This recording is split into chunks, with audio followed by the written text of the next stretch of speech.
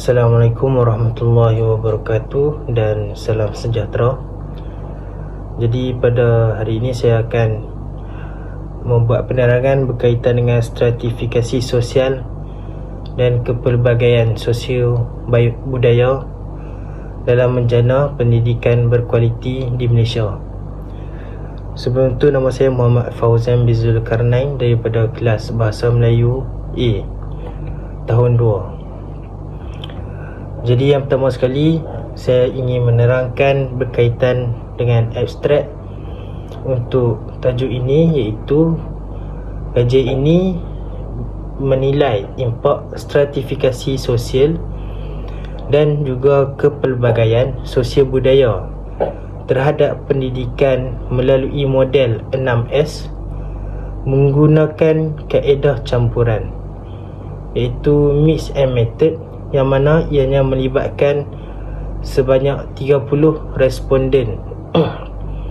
Jadi dapatan ini telah menunjukkan 89.7%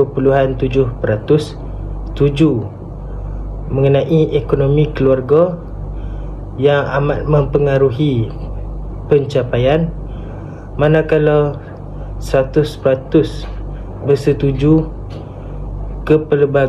kepelbagaian kaum dapat memperkayakan pengalaman pembelajaran.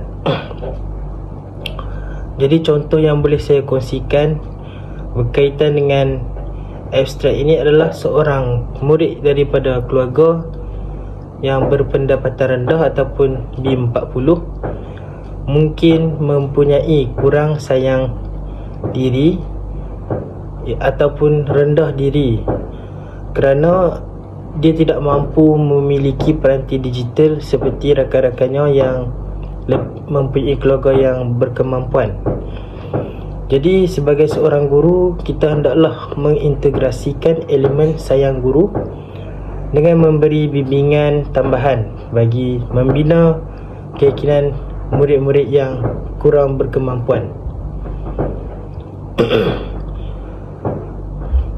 Jadi seterusnya, saya ingin menerangkan berkaitan dengan apakah objektif kajian untuk tajuk ini, yang mana objektif kajian yang saya sertakan dalam poster ini adalah menganalisis kesan stratifikasi sosial terhadap akses dan juga kualiti pendidikan, menilai peranan kepelbagaian sosial budaya melalui model 6S dan juga menghuraikan implikasi stratifikasi terhadap kecemerlangan murid. Jadi contoh yang saya bagi tadi adalah berkaitan dengan objektif kajian dan untuk tajuk saya ini. Jadi seterusnya saya ingin menerangkan berkaitan dengan metodologi kajian. Jadi data prima atau kuantitatif soal selidik digital melalui Google Form kepada 30 orang responden.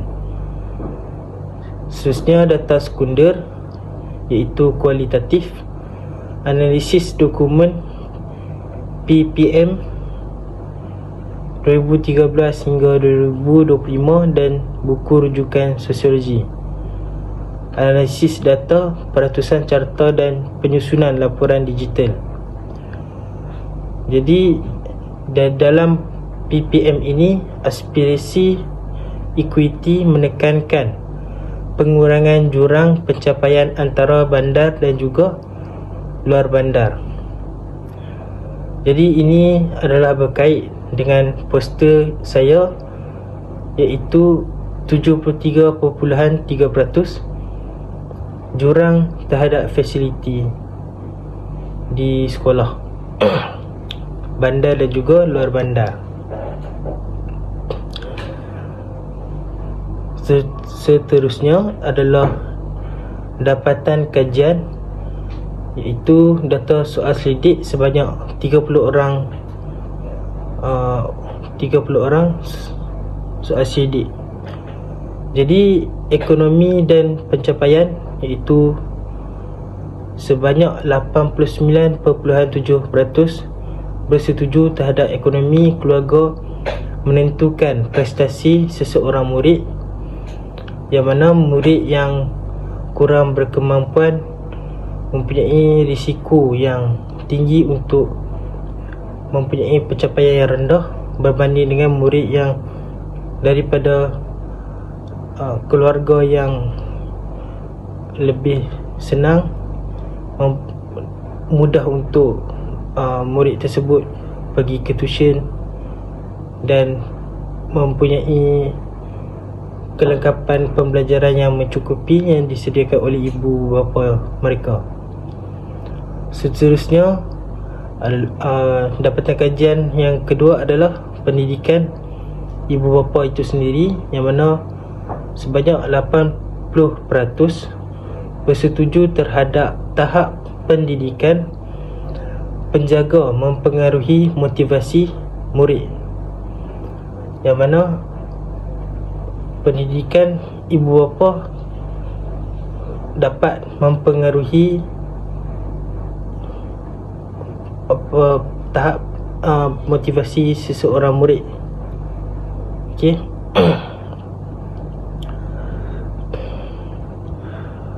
Okey. Seterusnya, integrasi kaum.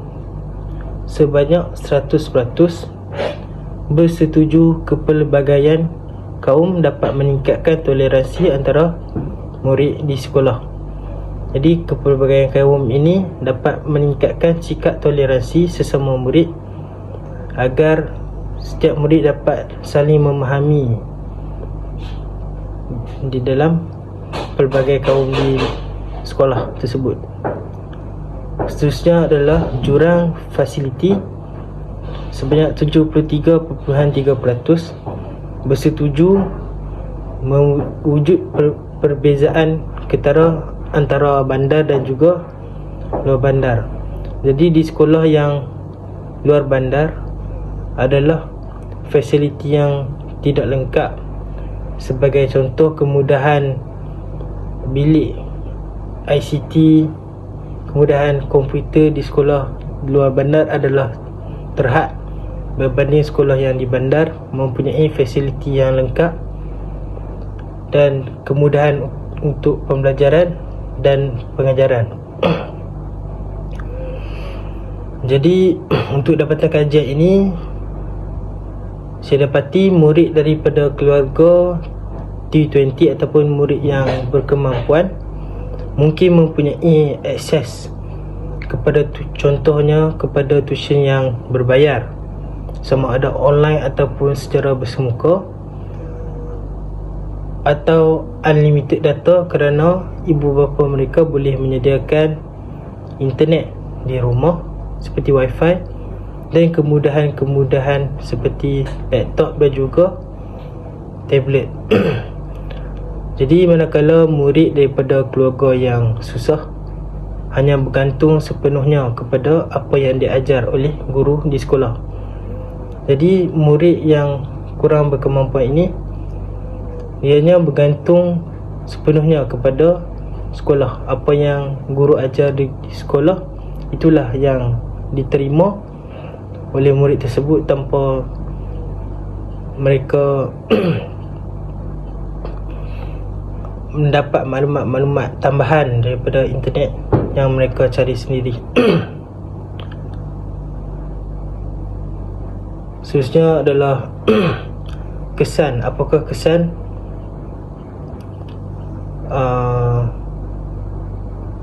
Jadi di dalam dapatan kajian ini saya dapati integrasi antara kaum adalah 100% bersetuju, di mana di dalam aktiviti berkumpulan di dalam kelas, contohnya seperti di dalam tugasan sejarah, murid daripada bangsa Melayu, Cina dan juga India dapat bekerjasama.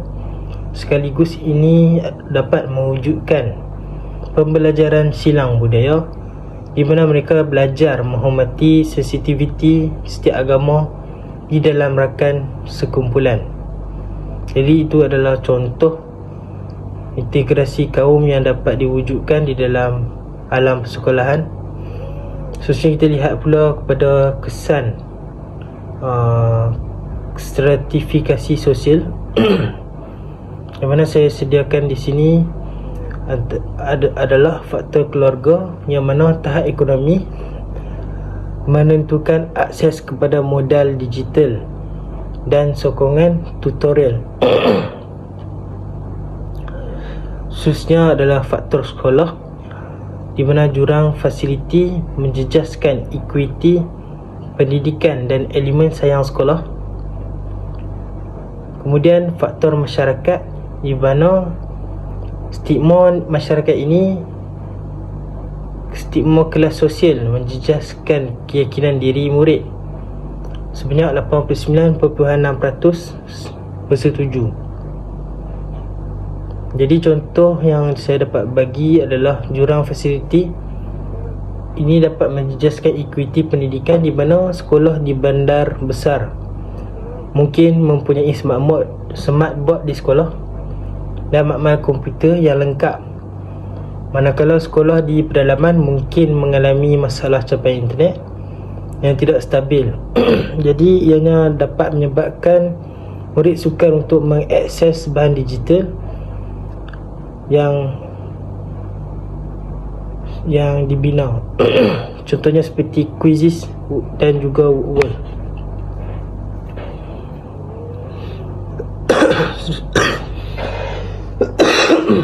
Jadi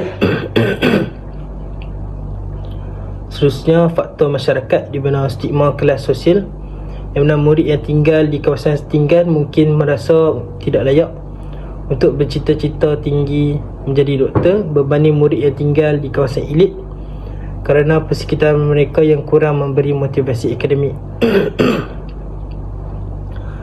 Jadi stigma masyarakat terhadap murid juga mempengaruhi tahap pencapaian murid dan juga akademik. Jadi seterusnya saya sertakan di sini juga adalah cadangan penambahbaikan, yang mana penerapan model 6S dapat memperkasa nilai sayang diri, keluarga, guru, sekolah, masyarakat dan negara. Penggunaan perisian AI, yang mana memanfaatkan teknologi digital untuk merapatkan jurang pembelajaran antara strata sosial. Jadi pihak sekolah hendaklah bekerjasama dengan masyarakat, contohnya seperti PIBG, bagi menyediakan bank peranti untuk meminjamkan laptop kepada murid yang memerlukan, supaya mereka tidak ketinggalan di dalam PDP digital. Contohnya model 6S ini dapat memperkasakan nilai kasih sayang merentas semua peringkat.